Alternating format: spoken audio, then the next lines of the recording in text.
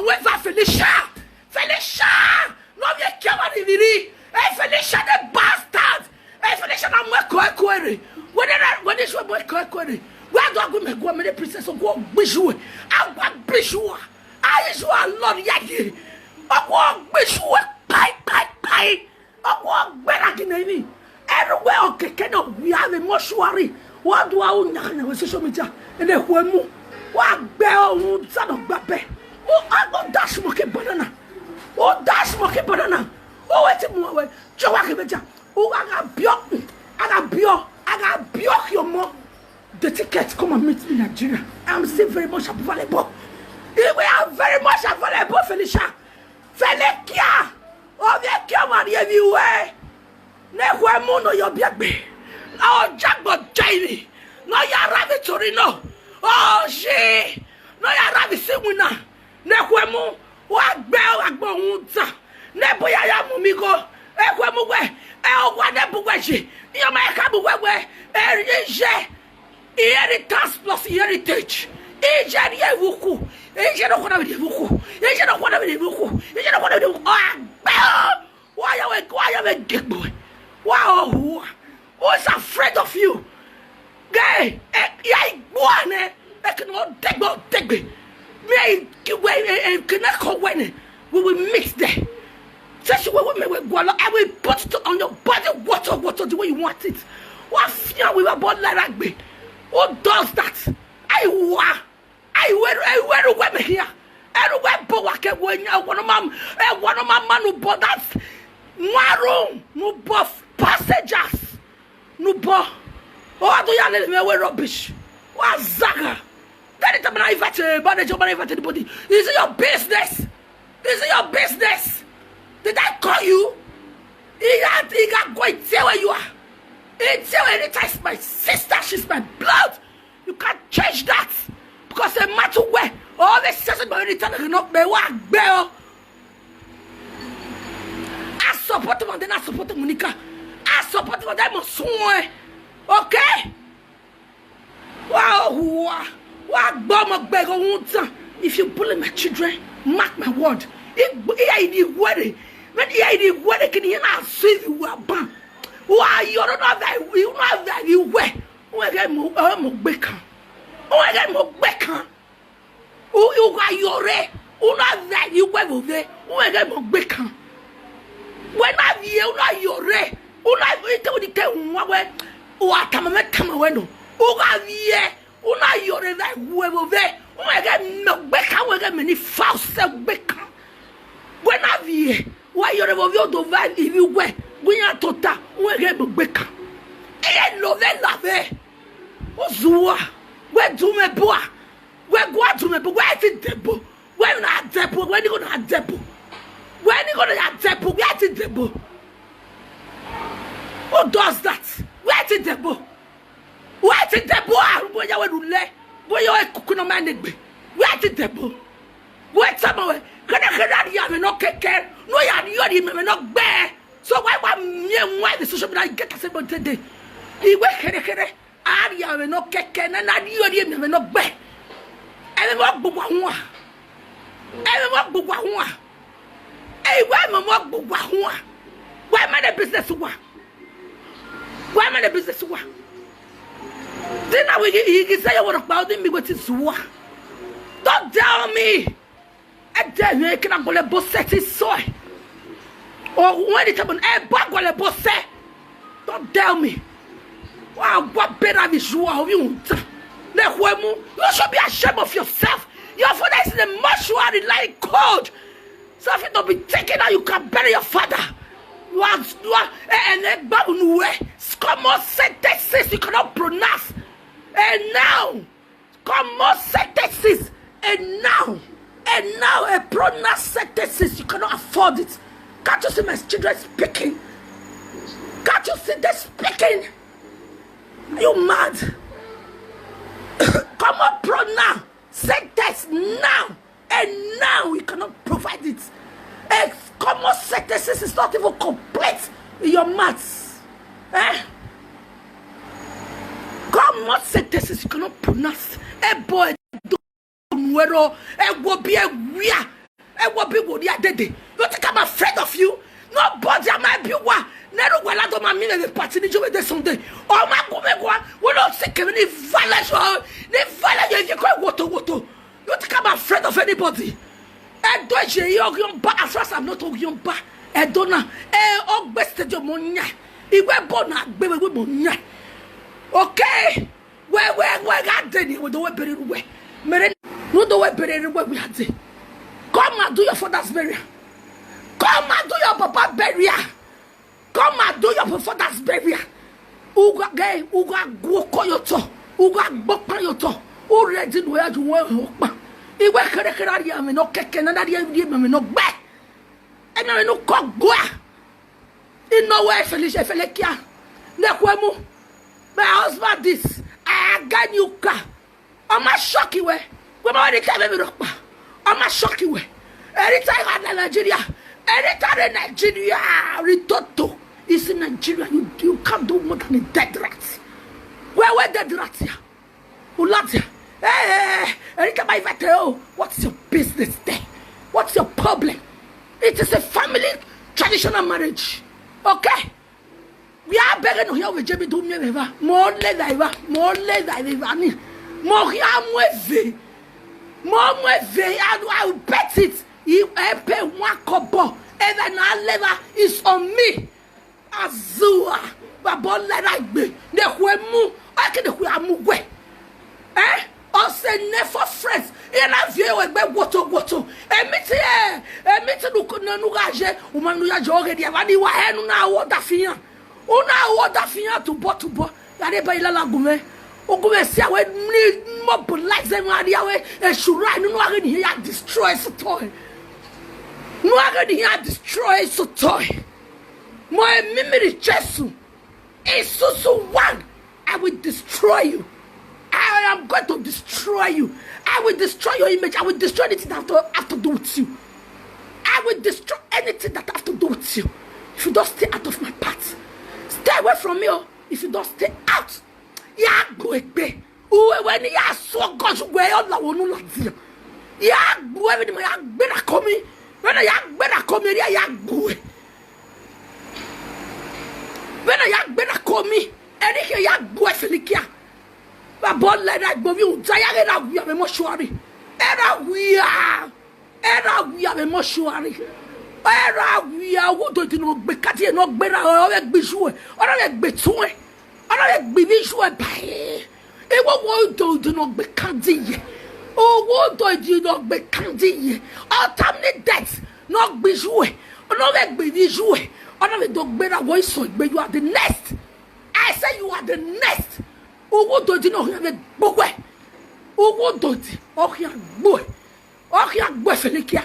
Oh, your boy, Kiko. Oh, Akiko. Nequemo. Oh, John, Babba, now you have not stood up to me, but if you're boy, young boy, oh, worry. I'll walk around your bug away, Girutata. I will tie. I will tie with the payak bear. Oh, what would the payak bear? True of us. Oh, what would the payak bear? I want my matani gepa when the payak bear. I want my everybody. I want my gepa. What fear we are both calculated. If I bought when last cat in the little who is no is son honor be son hoven j'ai. A money ho, a money your son get a vision, a money the pressure get family. Now when we walk here better. Oh, better to me. Every night, Jenny, I'll go out with big pie. Oh, what a best fear we me. Oh, lady, we were. Feli Kakiko, and I lady, we were many princess of time. And I'll walk here better. And I hear who are. I want better one. And I hear the woman in no Jenny. Oh, the was such a Jenny. He had the way to a cocoduera. Near Zizobo. Wow, I didn't if you were fair with Toto. Five of your fecular let me do last check up. Oh, you. Oh, he's a bond like you wet. We're making this wet door. We're making it when I go for this wet door. I bonamo be sure all that belly. It's one. All that belly to a tongue. I'll call this one. Oh, call this well, I'll be a matama well, call this well, belly to it. Yeah, matama well, call this well, belly to it. I be with my when I go call this well, belly to it. It's 10 way. Iwe denue do va denote. I denue las cache. I denue.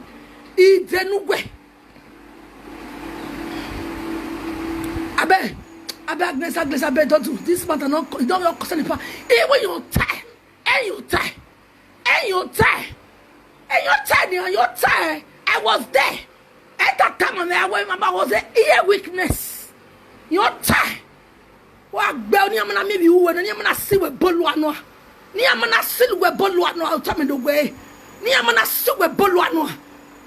Then again, I'll tell me, I still with Boluano. Where worry?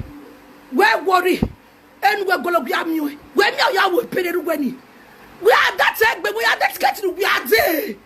You are that getting one day to Bumiante. You are that getting one day. But I'll issue your ticket and come. If you will say, if you tag by USA, walk back there. I hear a sing when you do Yakian. I am who go to Yakian. When you are met to a meal bonwa with me, we are here. Yakuana Fiera for. I will because of more than not be no your zombie. What bola with me? What fear? What bell like bonza? Bad child, bad reproach. Lequemo.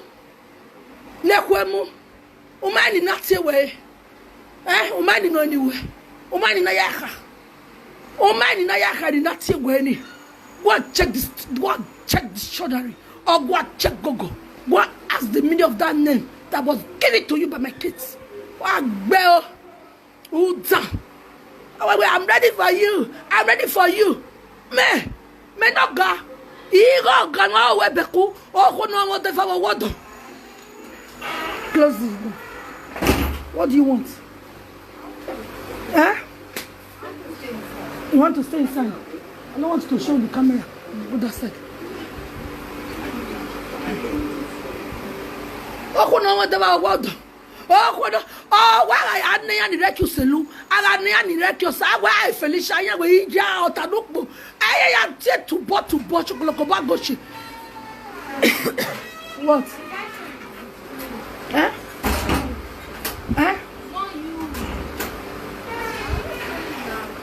I don't want you guys to show me this thing.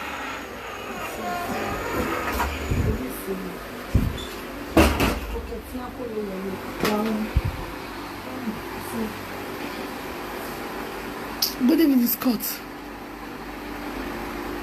Good evening. Clear the table, clear the floor. Good evening. Missy apology. Who does that?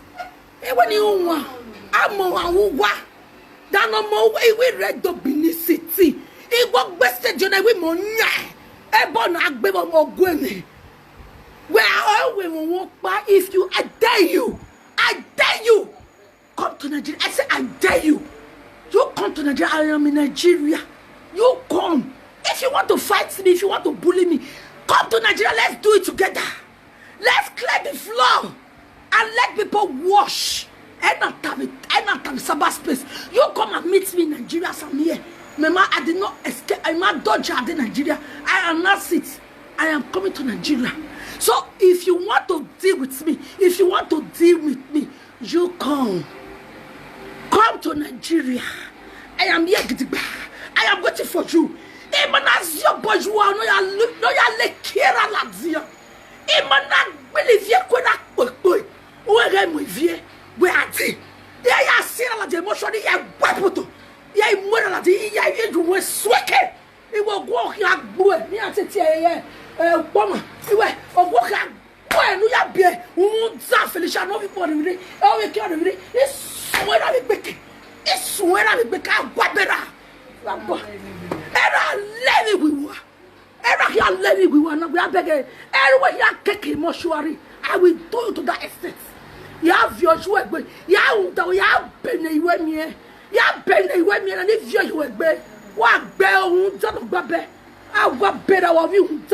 And then I want you 1 year. When they touch when they lima, when we are beku when I get kona, na mukua, when I get menstruation after menstruation. When we are kamu when I get after menstruation. Anyway, we are kamu when I get after menstruation. Ozwa. Are you mad? Are you stupid? Are you if I go like that beer? Wa gbe usaga.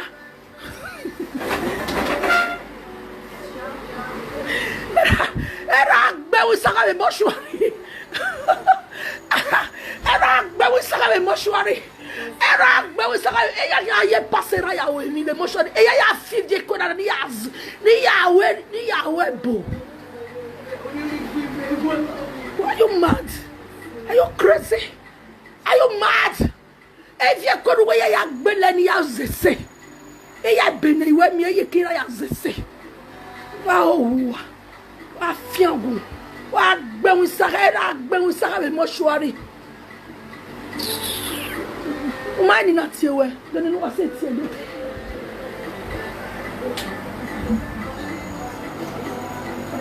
When I destitute.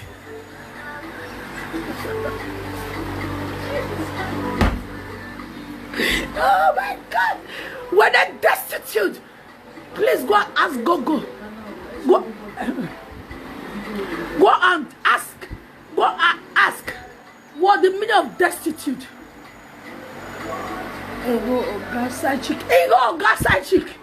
Destitute. When they're destitute, go and go where you are not the meaning of destitute in there. Where can you go? That is who you are. That's your definition. That is how to describe you. Wazara.